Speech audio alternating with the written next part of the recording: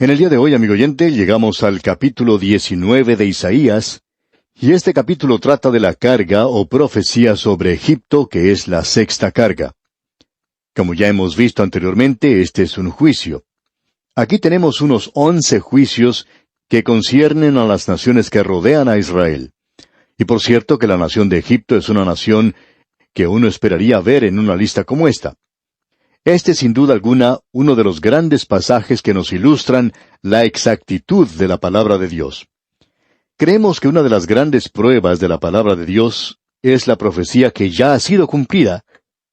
No tenemos ninguna otra nación que se destaque tanto en las páginas de la Escritura como lo es la nación de Egipto en relación a Israel. La historia de esta nación es mucho más larga que cualquier otra nación mencionada en las Escrituras, incluyendo a Israel. En realidad, fue en la tierra de Egipto donde nació la nación de Israel, es decir, donde se convirtió en nación. Allí habían ido 70 almas de la familia de Jacob. Salieron de ese lugar unos 400 años más tarde, siendo ya centenares de personas, por lo menos 1,5 millones formaban la nación. Ahora, la nación de Egipto, en esa época, ya era una nación antigua.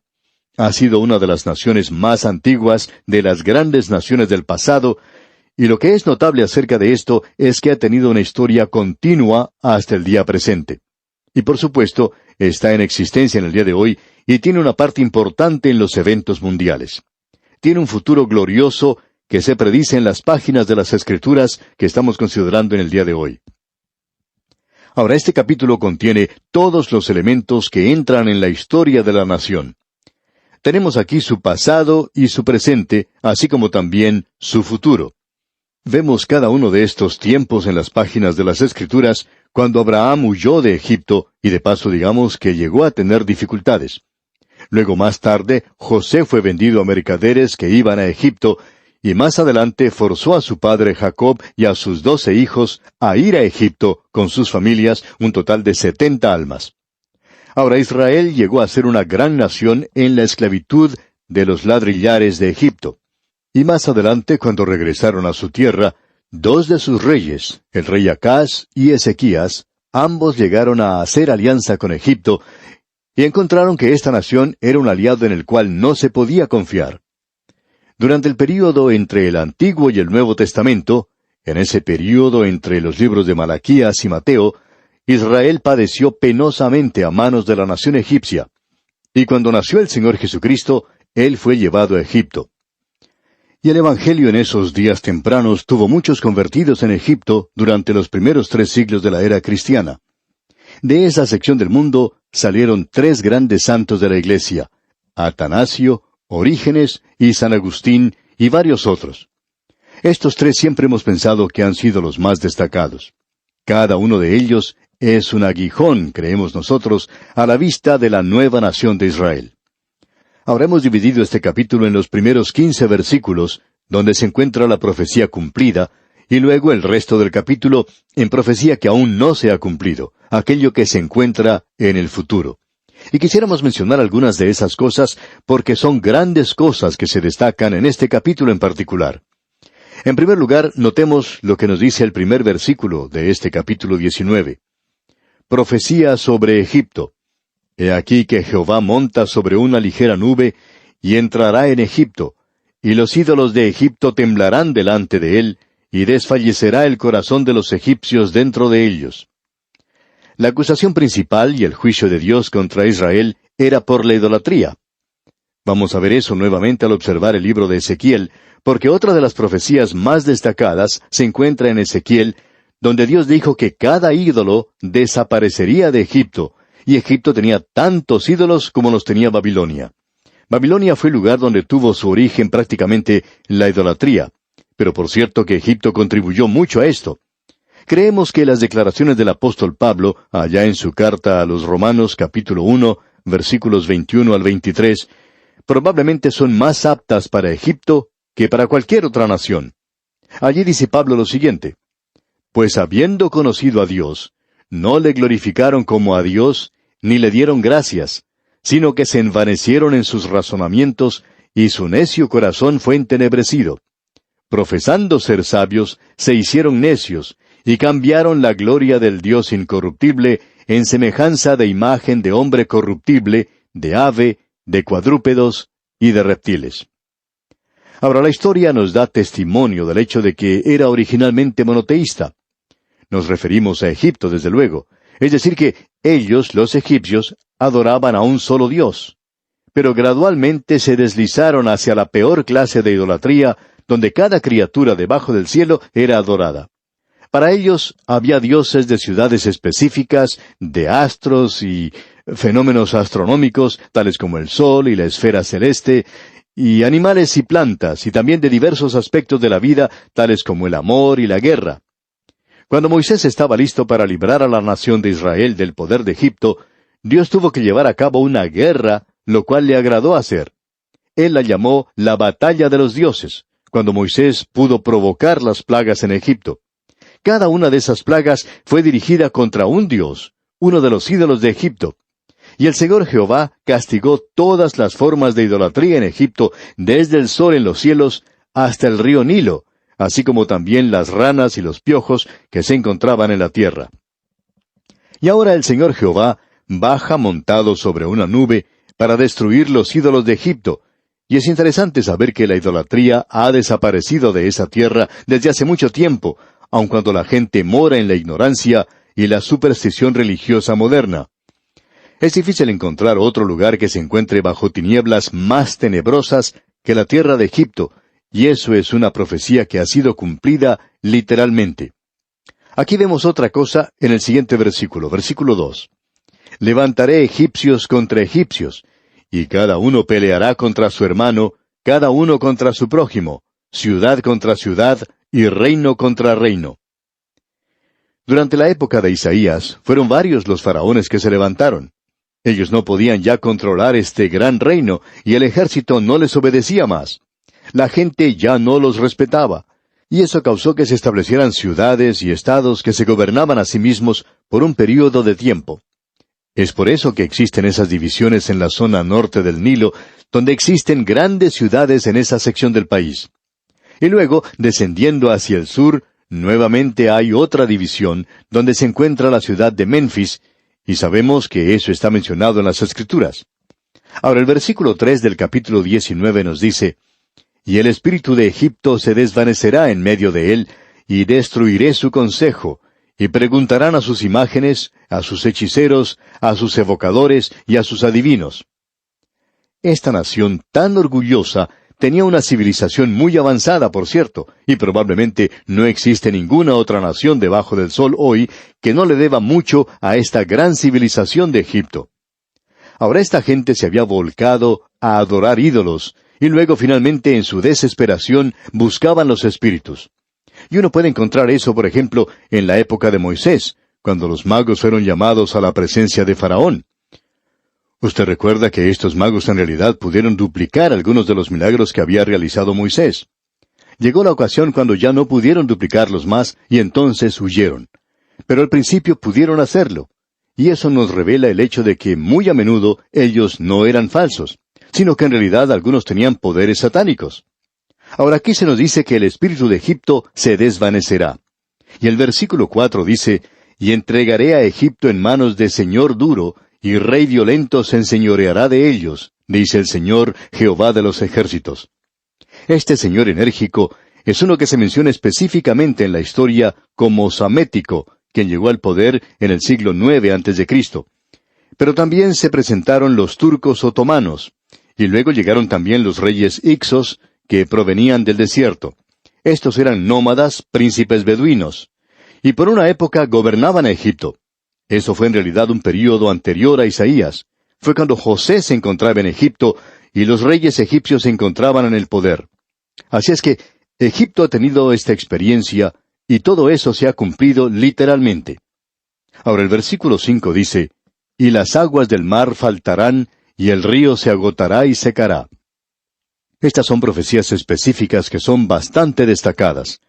Cuando en este versículo se dice aguas del mar, es en referencia al río Nilo, porque esa es la principal arteria fluvial de la nación y era un cuerpo de agua muy grande. Es por esa razón que aquí se lo menciona como un mar. Los ríos mencionados aquí eran canales que habían sido construidos especialmente alrededor de la boca del río. Y ese lugar tenía que mantenerse abierto todo el tiempo, ya que en aquel día el río traía mucha arena y la gente debía trabajar para mantener esa boca del río abierta. Eso ocurre en muchos otros lugares del mundo. Ahora el versículo 6 de este capítulo 19 de Isaías dice: «Y se alejarán los ríos, se agotarán y secarán las corrientes de los fosos. La caña y el carrizo serán cortados». Estas corrientes de los pozos indican que eran lugares de defensa. Esto es algo que es interesante. Aún hoy estas salidas al mar, estos canales que antes eran lugares maravillosos, no tienen ninguna clase de vegetación. Antes eran como el jardín del Edén, pero no es así en el día de hoy. Ahora, los que han visitado la tierra de Egipto se sorprenden al notar las maravillas que se han logrado por medio de la irrigación. Y luego uno encuentra que nada está creciendo a orillas del río Nilo. No existen bosques por allí. Tampoco hay otras cosas como la clase de vegetación que uno espera al lado de un río. Escucha ahora lo que Dios dice específicamente aquí en el versículo 7. «La pradera de junto al río, de junto a la ribera del río, y toda sementera del río, se secarán, se perderán, y no serán más». Junto al río crecían las plantas de papiro, y en esa época esta era una gran industria. En realidad, Egipto se convirtió en una nación rica a causa del papiro que se utilizaba como material para escribir por parte del hombre. Antes de eso se utilizaban esas tabletas de barro. Los fenicios fueron los que esparcieron esto a través de todo el mundo conocido, es decir, el mundo alrededor del Mediterráneo, el mundo civilizado. Y como decíamos, el papiro era una planta que crecía al margen del río Nilo. Ya no existe en esa zona en el día de hoy. Ha desaparecido. Si usted visita el museo que se encuentra en esa zona, podrá notar que se ha preparado un lugar allí, una fuente, donde crecen algunas plantas de papiro. Y también los puede observar en algunos hogares de personas adineradas. Uno encuentra muchos lugares donde la gente misma ha plantado esta planta de papiro. En el día de hoy es una planta de lujo, ya no es más esa planta común que crecía a la orilla del río Nilo en aquellos días. Dios dijo que no sería más, y así ocurrió. Usted puede explicar esto de cualquier forma que se le ocurra, amigo oyente, pero Dios dijo que no iba a crecer más. Y creemos que Dios tuvo que ver mucho con esto. Ahora el versículo 8 dice: «Los pescadores también se entristecerán. Harán duelo todos los que echan anzuelo en el río, y desfallecerán los que extienden red sobre las aguas». Otra de las grandes industrias de Egipto era la pesca. Cuando el pueblo de Israel salió de Egipto, extrañaron los peces cuando habían entrado al desierto. También les hizo falta el puerro, las cebollas y el ajo. Ellos querían comer pescado. Y Dios les dio carne para comer. Usted recordará que Él les dio codornices. Y hablando honradamente, a ellos no les interesaba mucho esa clase de comida. Preferían comer el pescado de Egipto. Bueno, eso ha desaparecido ahora. Al viajar por el río Nilo, solo se puede ver a muy pocas personas que están pescando. La industria pesquera ya no existe en ese lugar. Eso ya ha desaparecido. Ahora el versículo 9 de este capítulo 19 de Isaías nos dice: «Los que labran lino fino y los que tejen redes serán confundidos». Eso desaparecerá. Antes acostumbraban a tener plantas de lino fino, y era de tal calidad que no era sobrepasada por ninguna otra, ni siquiera la que viene de Irlanda en el día de hoy. Creemos que de 500 gramos ellos podían obtener unos 60,000 metros de hilo. Pero en Egipto ellos podían obtener hasta 100,000 metros, es decir, que casi era el doble de eso. Era algo muy parecido a la seda. Se nos dice que los pescadores utilizaban este material para hacer sus redes y la colocaban a través de un anillo que tenían en sus manos. Y este era el lino que también se utilizó en la construcción del tabernáculo en el desierto por la nación de Israel. Ahora esa industria ya ha desaparecido totalmente, y la industria pesquera también desaparecería. El versículo 10 dice: «Porque todas sus redes serán rotas, y se entristecerán todos los que hacen viveros para peces». La riqueza de Egipto, como ya se ha dicho, prácticamente consistía del río, ya que gracias a su volumen era llamado aquí en la Biblia un mar. Ahora eso ha desaparecido, y no solo eso, sino que se menciona aquí en el versículo 11, «Ciertamente son necios los príncipes de Zoán. El consejo de los prudentes consejeros de Faraón se ha desvanecido. ¿Cómo diréis a Faraón: yo soy hijo de los sabios, e hijo de los reyes antiguos?» Lo que ocurrió fue lo siguiente. En el linaje real de los faraones se casaban entre sí. En realidad hasta hermanos y hermanas se casaban. Y sus hijos eran retardados mentales. Ese fue el linaje que desapareció de Egipto. Dios dijo, ciertamente son necios los príncipes de Zoán. Y dice, se han engañado los príncipes de Menfis. También habían engañado o seducido a Egipto, y usted conoce la historia de Cleopatra. Aun cuando ella era griega y no pertenecía en realidad a Egipto, sin embargo, ella llegó al poder más adelante. Ahora, en el versículo 15 de este capítulo 19 de Isaías leemos, «Y no aprovechará Egipto cosa que haga la cabeza o la cola, la rama o el junco». Ahora iba a ocurrir el fracaso de la religión falsa, el fracaso de los recursos materiales, el fracaso del poder mental y espiritual. Todo eso desaparecería. Ahora ha desaparecido, y vamos a ver en otra profecía más adelante que Egipto llegaría a ser un reino envilecido. Todo lo que uno tiene que hacer es ir a la ciudad de El Cairo, por ejemplo, para poder apreciar esto.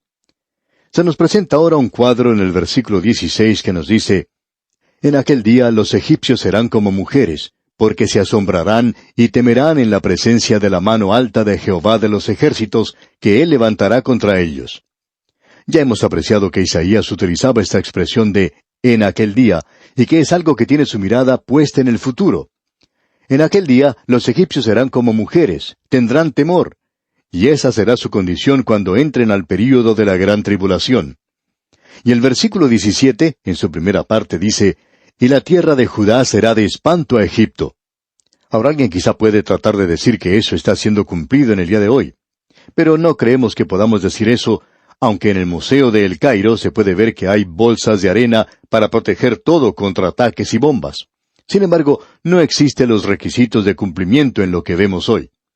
Y el versículo 17, en su segunda parte, continúa, «Todo hombre que de ella se acordare, temerá por causa del consejo que Jehová de los ejércitos acordó sobre él». Ahora, ¿cuándo ocurrirá eso? Bueno, en el versículo 19 y la primera parte del versículo 20 leemos, «En aquel tiempo habrá altar para Jehová en medio de la tierra de Egipto, y monumento a Jehová junto a su frontera. Y será por señal y por testimonio a Jehová de los ejércitos en la tierra de Egipto». Ahora hay personas que interpretan esto de un altar para Jehová como que son las pirámides de Egipto. Bueno, la pirámide no es un altar, tampoco es un monumento. Es un mausoleo gigantesco para sepultar a los reyes y a su reina. Y eso es todo lo que es. ¿Cuál será, pues, la señal? ¿Cuál será el emblema? Bueno, no es otra cosa sino la cruz de Cristo. Y en el versículo 22 de este capítulo 19 leemos, «Y herirá Jehová a Egipto, herirá y sanará, y se convertirán a Jehová, y les será clemente y los sanará». Egipto tiene un futuro glorioso, y esa nación entrará y disfrutará del reino de Israel. No parece que esto fuera así en el presente, ¿verdad? Solo Dios puede hacer eso.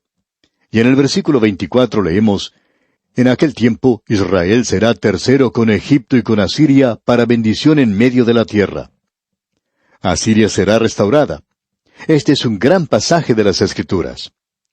Llegamos ahora al capítulo 20 de Isaías, el cual es una continuación de la carga o profecía de Egipto, y el pensamiento principal aquí es que en 3 años esta tierra será invadida. Leamos el primer versículo del capítulo 20.